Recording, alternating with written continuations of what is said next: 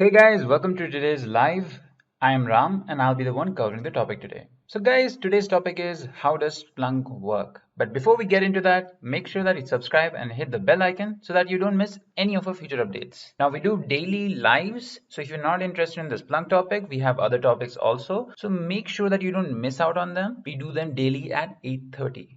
Sure. Alright guys, now let's go ahead with the agenda for today's session. So the first thing we'll see is why do we need to learn Splunk? Now I've already done a session on why Splunk more in detail. You guys can go ahead and check that video out on our channel. But I'll give you a brief, explanation again, like a very small, brief explanation. Then we'll move on to what is Splunk.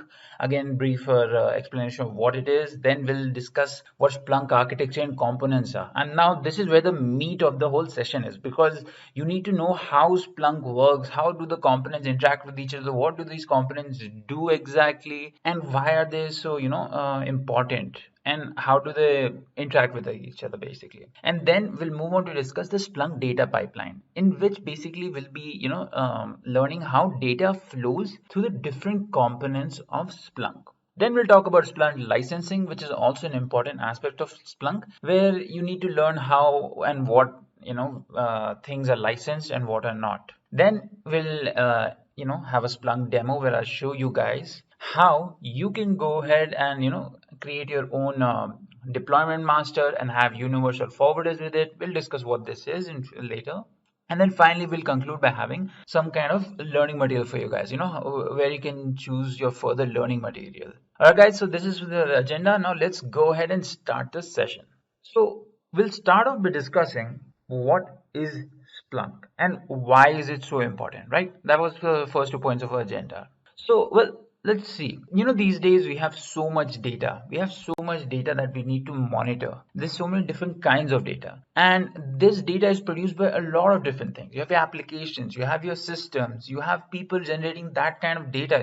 These data can be divided into different types also. You have metrics, you have your performance, and every different kind of data type there is.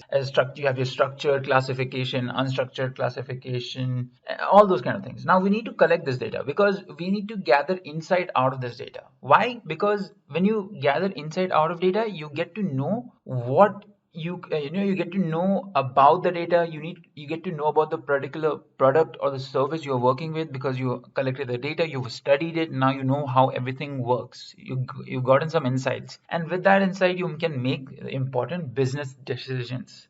And that is what mostly data is used for. It's for studying, at least in the industry market, it's used for either research or for making very good or important business decisions. All right. So you have your big companies like Amazon, Spotify, Google, Instagram, Myntra, Alibaba, Domino's, Microsoft, LinkedIn, Snapchat. You have so many different enterprises that have they produce so much data on their servers, or things that they do. Maybe the movies that Netflix is producing, or maybe the purchase order that Amazon has to store, or the warehouse details. Domino's has so many delivery people, and all this different kind of data that produces a lot of data from different sources. And this data has to be then analyzed, right? So it has to be processed and analyzed so that we get increased profits and efficiency. Why? Because we're studying the data, and based on that data we're making amazing decisions, because we've studied the data and now we can make really good decisions that will help us to increase our profits and increase our efficiency.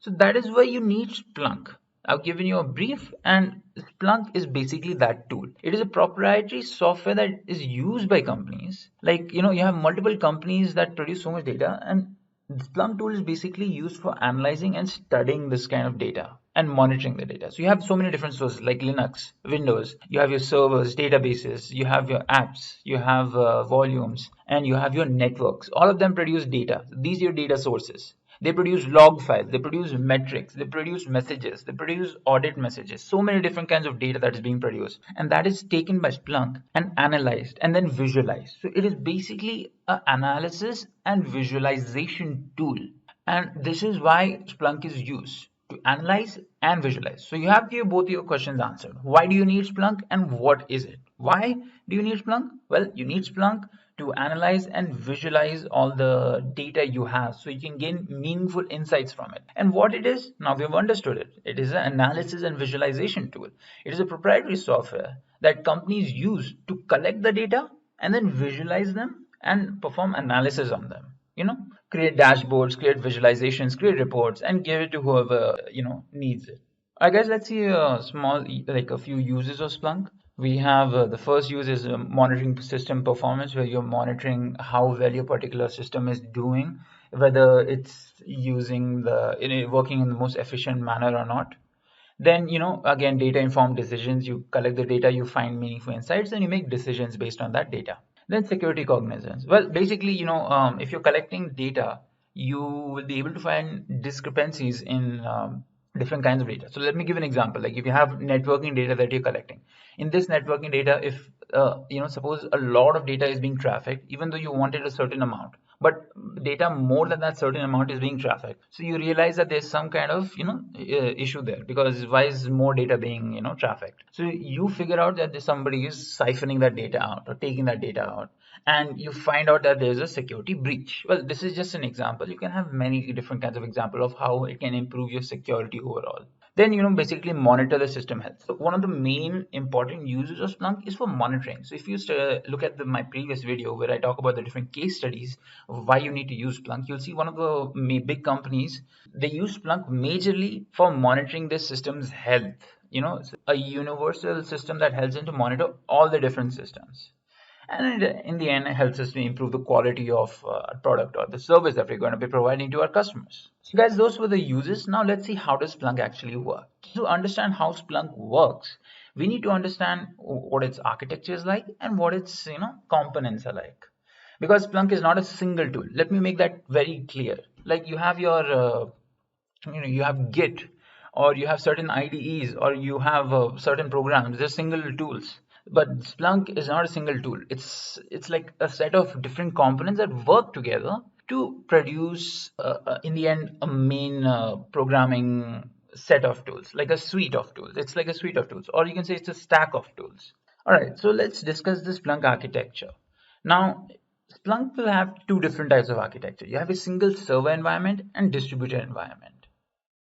Now, these are two different environments, but mostly in the industry, people use distributed environment only. Single server environments have very specific use cases.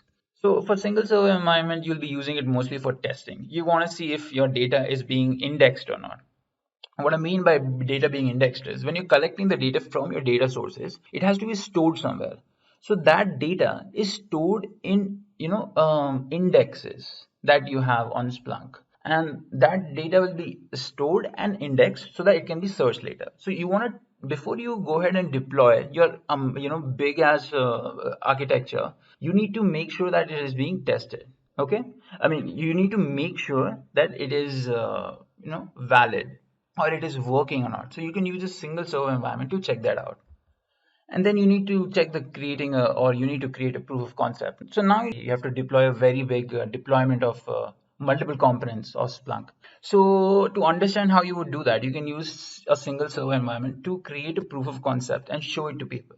And personal use, obviously, if you want to check out a few things, just test it here and there, experiment a little bit. You can use it for that also. And for learning. Now, a single server environment, as it says, is only a single server environment. It has only a single server. If you go ahead to a distributed environment, you'll have multiple servers serving multiple purposes, and we'll look at that. So this is single server environment. Let's move on to the distributed environment. Now, a distributed environment, you have different servers that perform specific tasks. Like they formed in a hierarchy and they are very scalable. Now, how this is formed, we'll understand that only once we understand the components of Splunk. So let's understand the components of Splunk first. The components of Splunk. So there are two major classifications of components of Splunk. You have your processing components and your management components. Now the difference here is that processing components are the one doing main job, and management components are basically what the middle management does. It manages all the processing components out there. So now that you understand that, let's start. So processing components, you have forwarders, you have indexes, you have search heads. Now, forwarders here are basically what you would call a collection agent. So Splunk is a big tool that collects data and then analyzes and visualizes it. So what particular components do this? So you have forwarders. Now there are different types of forwarders out there that you don't need to be concerned with right now. Just understand there are forwarders. These are components that basically attach themselves to a data source. Suppose I have a server. I want to collect data from there. Then I will install a forwarder on that server. So forwarders here are a collection agent that attach themselves to data sources like your servers. Example, you have a food delivery app in which you have a server that is basically used for handling all the requests that come to your food delivery app. Now you want to collect all the data on that. So you download or install a forwarder on that server so you can collect all that data. So forwarders will be used for collecting all the data. Now let's move on to the next component, that is indexes. Now that you've collected all the data, where will you store it? So Splunk have something called indexes. Now indexes, you guys might know what indexes are from, if you know about database or DBMS. So indexes will basically be your storage unit. So they will basically take the data, assign metadata to it. This metadata will be like information that will help us to search it. Now, suppose you collected some data. Now, we want to search it. To enable us to search it better, indexes will, assign it metadata that will allow help us to search it much more easily. And they will store this data in different types of indexes. You have a different, and inside of indexes, you have something called buckets where the data is stored. So indexes, if you want to understand this properly, just understand that indexes are storage units here. And then you have search heads. Now that you've collected the data, you've stored the data, and you've assigned metadata to it so that it can be searched, you have search heads that will allow you to perform searches. And this is your analysis.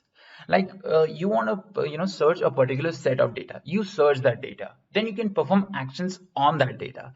Suppose you want to create a table out of it, suppose you want to create a graph out of it, you want to create visualization, you want to create a report, or you want to create a dashboard, a real-time dashboard. You can do so using a search head. Now search heads are used by users, and users will ask search heads for particular data, and the search heads will ask the data from indexes will provide the data to the search head so that user can view it. And these are your three components, these are your three processing components. Let's move on to the management components. So first you have a deployment server. So this management component, deployment server, is responsible for handling multiple different forwarders. Now let's go back to the processing components because I want to tell you guys something. So now you have these processing components, right? So these processing components will not be singular ones. So you have one, you won't have one forwarder, you won't have one indexer, you won't have one search head. Now how many of each of these components you will have depends actually on the cluster you're working with, right? It actually depends on the IT architecture you're working with. Like if you have a very big environment with thousands and thousands of servers, you'll have exactly the same amount of forwarders because you want to collect data out of all of them. You'll have thousands of forwarders. Then you'll have so many different indexes also for storing all that data. And then you need multiple search heads also, because search heads also consume some resources. So if you have multiple people using one search head, then it's not efficient, because you will definitely have multiple different teams looking for data for their own purposes. You'll have different teams that are working on different kind of system or different kind of features, and they want to collect data. So they should not be using the same search head. They need to use different search heads, because then they can efficiently perform those searches that they need to perform. Otherwise they have to share the resources with some other team, which is not viable. I mean, you can do that if you, it depends, all depends on the architecture you have. It all depends on the amount of money you want to expend, or amount of infrastructure you have. So for all of this, you need as a Splunk administrator, if you're working, or Splunk solutions architect, you need to design and create a deployment plan. In this deployment plan, you will plan out the whole process. How many forwarders will you need? How many indexes will you need? How many searches will you need? And so my point here being that you won't have a singular component of these. You'll have multiple components. You'll have multiple forwarders, multiple indexes, multiple search heads. So that's why your management components come in. So your management components handle multiple parts of these. You have deployment server, which is basically used to handle different forwarders. A deployment server, as the name suggests, well, it basically handles all the forwarders there are. That's its main job. Then you have index cluster master node.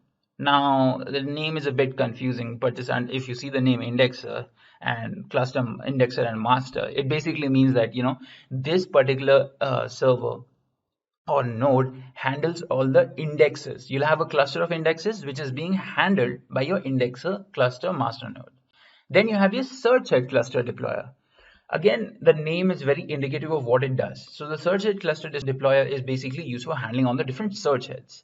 Now, why do you have management nodes or servers for each of these components, processing components? Well, this is because, if you want to if you want to push any updates, if you want to monitor the health of the processing components itself, all those kind of details, if you want to add more components or, so and so, then you need these kind of management servers. And then you have license master. Now, this does not perform the same task as the three above components, but what it does is it manages the licensing. So in Splunk, this licensing is very important because the software itself is free, but the way that Splunk earns money is through licensing.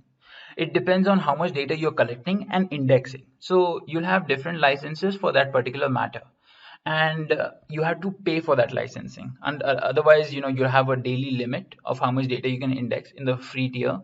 Once you go beyond the indexing limit, once you index too much data, it will not index actually that data. Like if you've crossed your threshold or your limit, it will not index that data because you don't have a license for that. Okay, so that's why you have a license master to manage all your different licenses that you will be using. And then finally, we have the monitoring console. So this monitoring console is responsible for monitoring almost everything you have. It is responsible for monitoring all the processing components. If there are multiple of them, it will monitor them. And it is also, responsible for monitoring all the different management components also. So you can say it's like the head honcho monitoring console. I mean, it won't be performing any major actions of deployment or, big scale managing, but it is helping you to monitor everything. So, if it's kind of like the principal who, monitors everything the teachers are doing, all the students are doing. It's just an example. So monitoring console is responsible for monitoring everything there is. So guys, these are the components. You have Splunk components divided into processing components, that is your indexer, your forwarders, your search heads. You have management components like deployment server, index cluster master node, search head cluster deployer, license master, and monitoring console. Okay guys, now that we understood all the different Splunk components, let's move on to learn about the architecture actually. We've learned about the components. Let's see how they're integrated with each other and how they're connected with each other. So let's start off with the administrator. Now, administrator is not a component of Splunk architecture, but he's the one who facilitates everything here. Now, administrator is responsible for administrating everything in Splunk. So his job here is to basically take care of the management tier. Now the management tier comprises of all the different management components. You have your deployment server, you have a license master, you have a cluster master index node, you have a monitoring console, you have a search head cluster deployer. Now these are all components that are responsible for managing Splunk as a whole. So let's see what all do they manage. So we have your deployment server, which is responsible for managing all the forwarder cluster. Now this cluster will have multiple forwarders, like I told you guys. These multiple forwarders will be responsible for collecting data from all the different data sources. So once they've collected that data, they will go ahead and send it to the indexing cluster or the indexer cluster, where all the different indexers are. You have multiple indexes that store the data that is incoming from the forwarder cluster through a load balancer, obviously. Now, this particular indexing tier is managed by the cluster master index node. Now, this particular management component is responsible for managing all the different indexes there are, and that's what it does the best.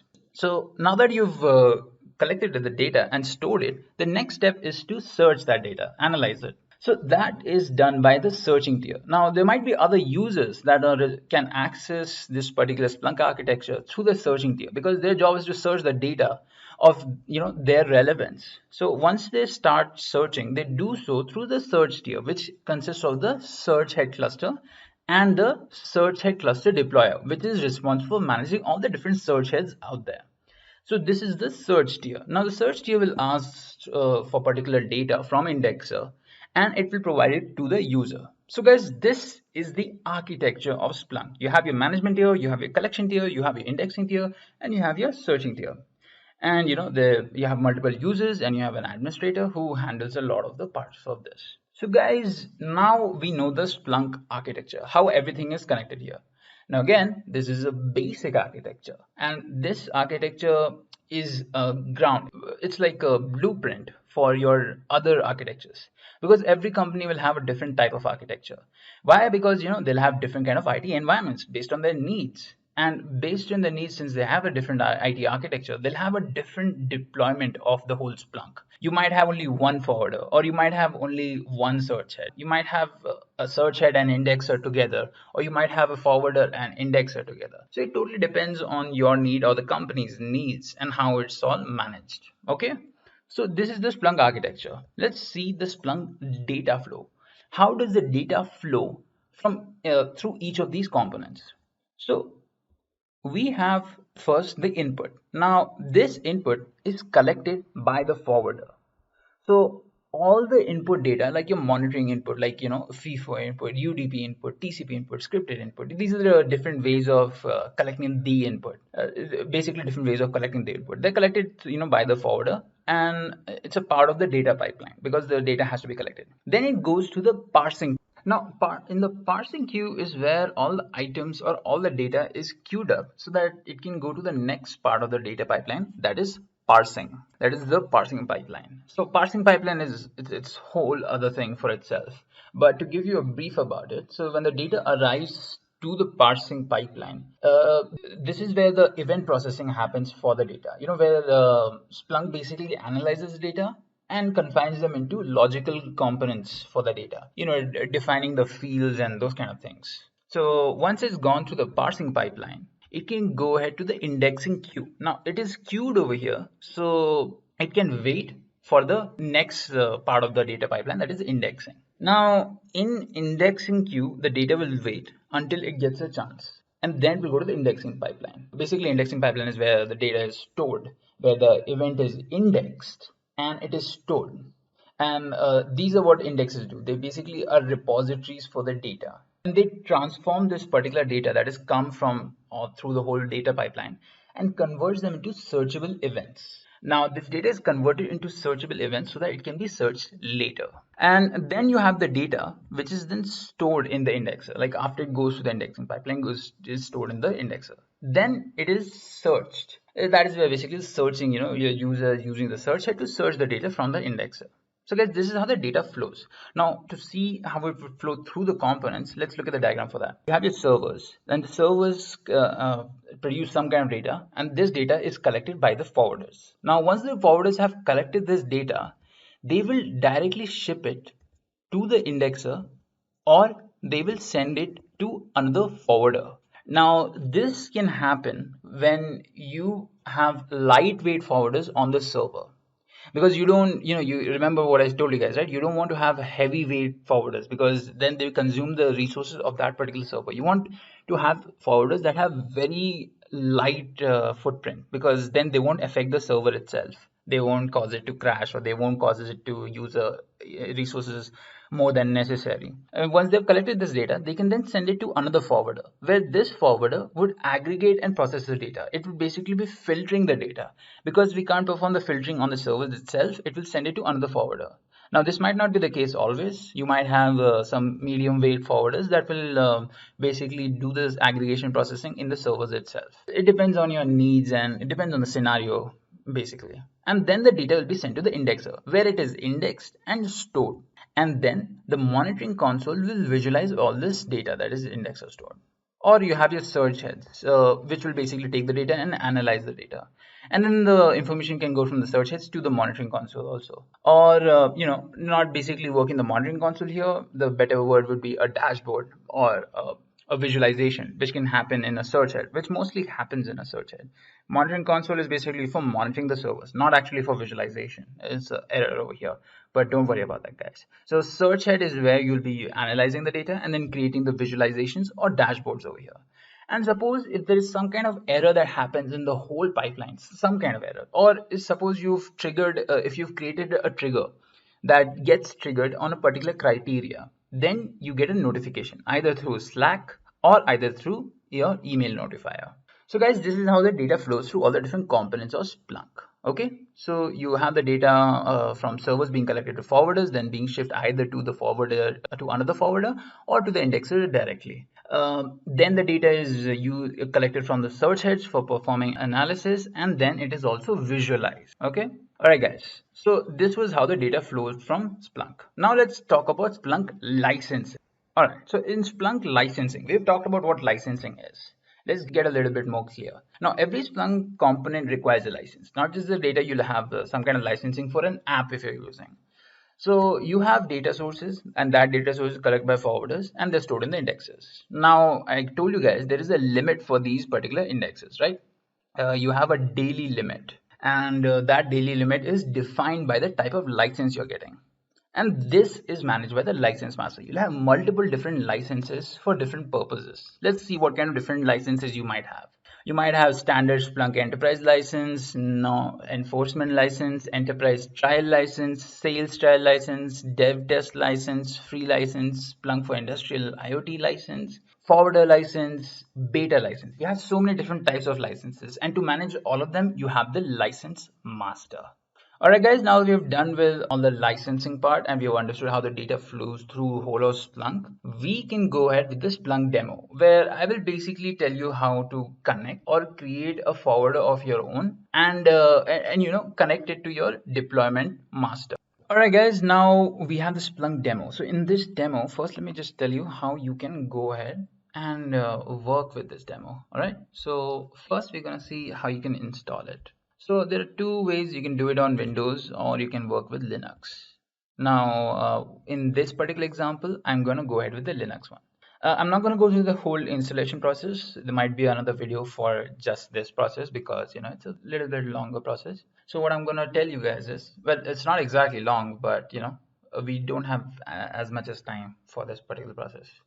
Okay, so we'll talk about this in another video. So let's go ahead and launch 3 instances. So what I'm going to do is I'm going to come to my AWS, and on my AWS console I'm launched 3 instances already. You guys can go ahead and do the same. These 3 instances are basically your Red Hat instances sent to us, right? So I've launched them and they're running. As you can see, the names, one is a deployment master and the other two are forwarder 1 and forwarder 2. So forwarder 1 and forwarder 2 form my my collection agent, or they form my cluster index. So I need to go ahead and install Splunk Enterprise on my deployment master and Splunk Forwarder on forwarder 1 and forwarder 2. So let's go ahead and do that. So I'm going to open my deployment master.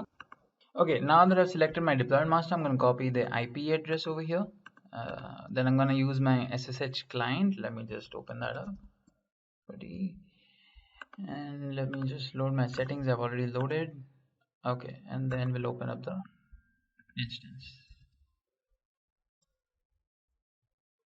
Okay, so now we've let me just increase the size of this thing also so you guys can see more properly. So change settings, appearance.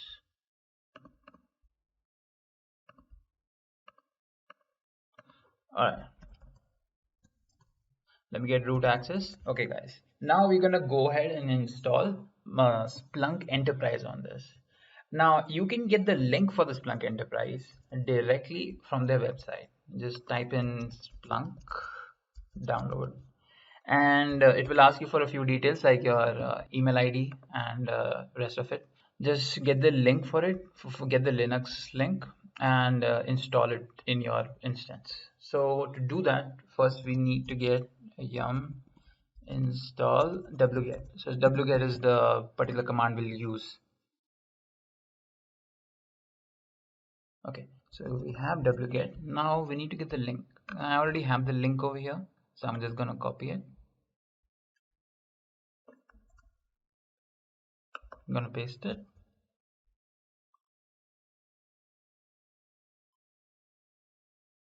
And as you can see, it's downloading the Linux file. Let me just open up the forwarder. Okay, let's just wait for this to get finished.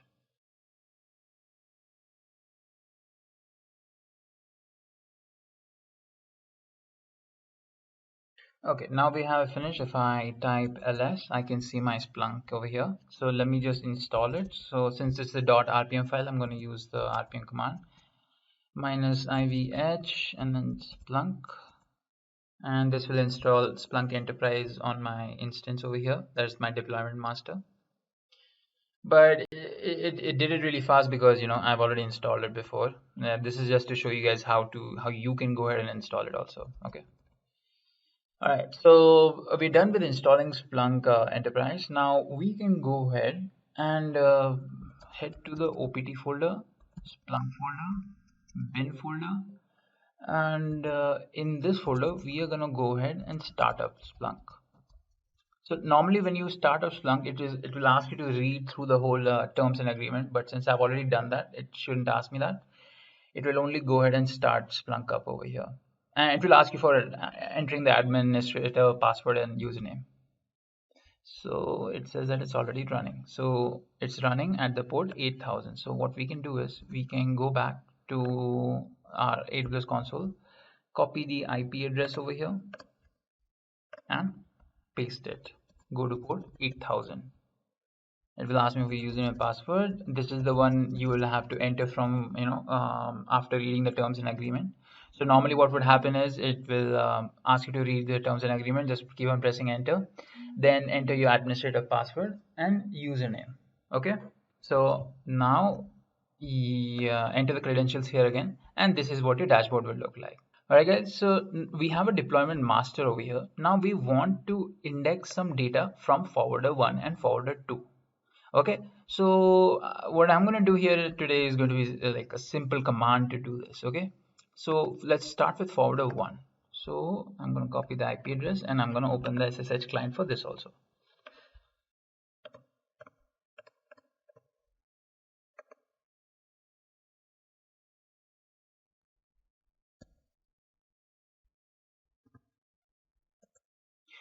Okay, so we are root access now. Now, generally, you would not install Splunk again on this. What you would do is you would install a Splunk forwarder, because Splunk forwarders are very lightweight. So just type in Splunk forwarder, or it would be better if you type universal forwarder, because that's the one that is used mostly these days. Universal forwarder, download. And you get the link from here. Do the same process as you did for your deployment master. Install wget, yum install wget. And once you've done installing wget, use the link they give you in the download and download the particular file. Yeah, I've already done this, but it's also very lightweight, so it gets completed very fast. So if I do an ls, I can see my Splunk forwarder here, and it's a .rpm file, so I can just type in rpm -ivh Splunk forwarder. So it's installed. Now it will be located in your OPT folder. So you have to head to /cd OPT, then Splunk forwarder and bin. And over here also you have to type in /Splunk start. Now again, it would ask you to read through the terms and agreement and will ask you to enter a username and password. You have to do that with both Splunk forwarder and Splunk deployment master. So as you can see, it's already running for me. That's why this command didn't work. But what we will do now is we are going to make sure that our data is indexed, some kind of data. So we'll be collecting some kind of data from this particular instance. So what we can do is we can add this instance as a forwarder server for my deployment master. That is this one. To do that, there's a specific command. So /Splunk add forwarder.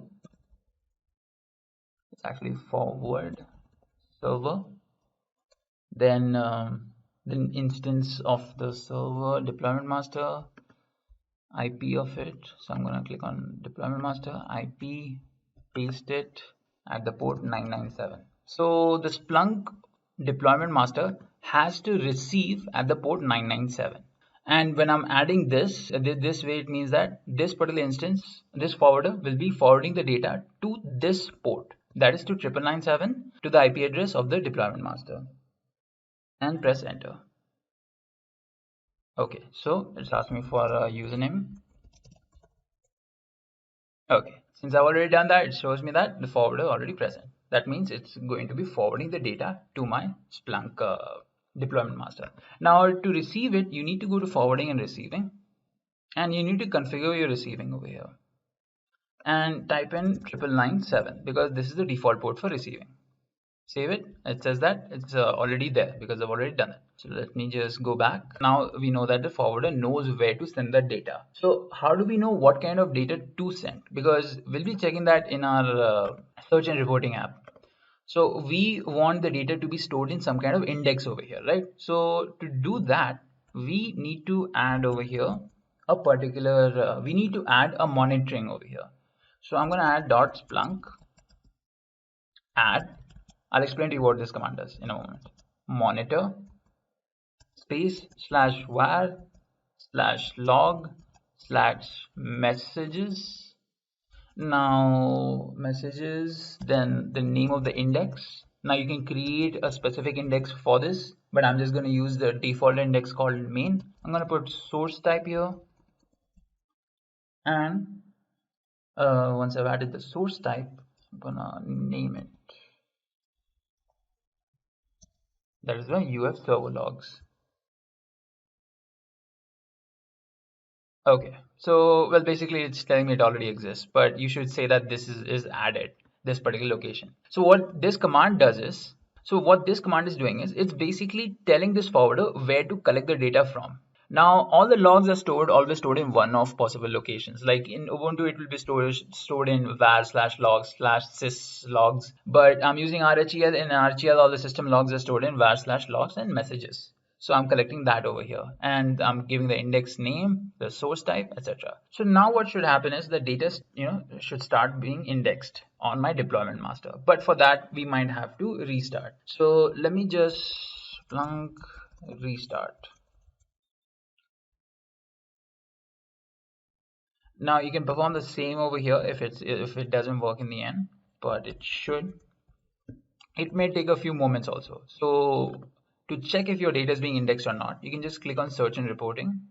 Now the index I mentioned was main. So I'm going to type in here in the search bar index equal to main, and I'm going to press search. As you can see, the data is being collected over here.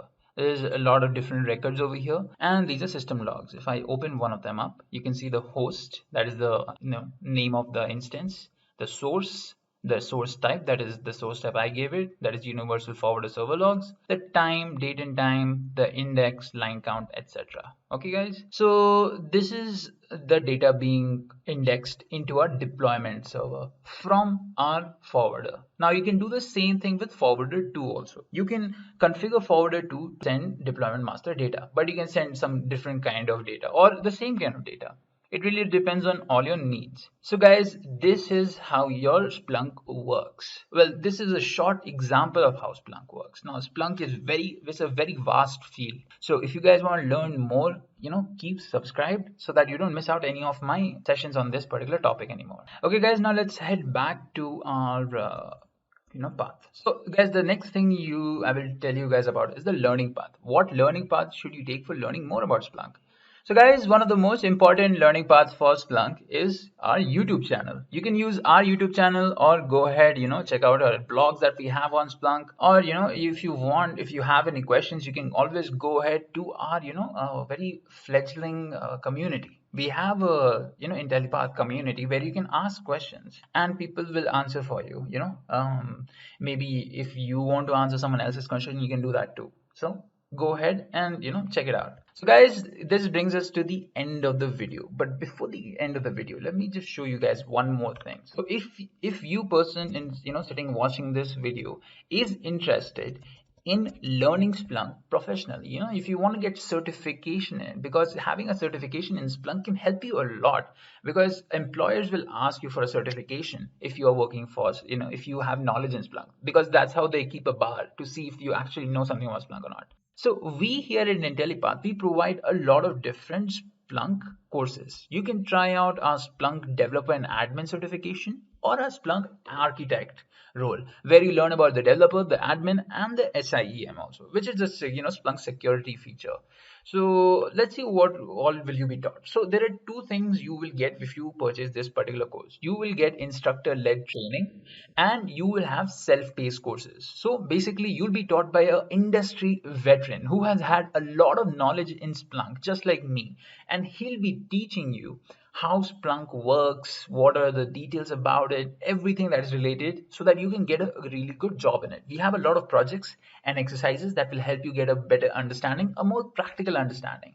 And in the end, once you're done with the whole course, you will get a certification from Intellipaat, which will certify you as a certified Splunk, whatever role you're going for. In this case, you're going for a developer and admin role, you get developer and admin certification. There are a lot of things will be taught to you. Alright guys, so if you're interested, go ahead and get a course at intellipaat.com/Splunk. Okay, so this is the end offer, guys, for you. Since you waited so long, this is just a dessert for you guys. This is a YouTube coupon code. If you go ahead and buy a course, type in this particular code, YouTube30. Now, if you use this particular code, that is YouTube30, then you'll definitely get a flat 30% off on all our courses, not just the Splunk courses. Okay, so guys, thank you so much for watching. If you want any more information, then I have put the numbers here for India number, US number, if you want to contact us through mail. Thank you so much for watching. I'll see you guys in the next live session.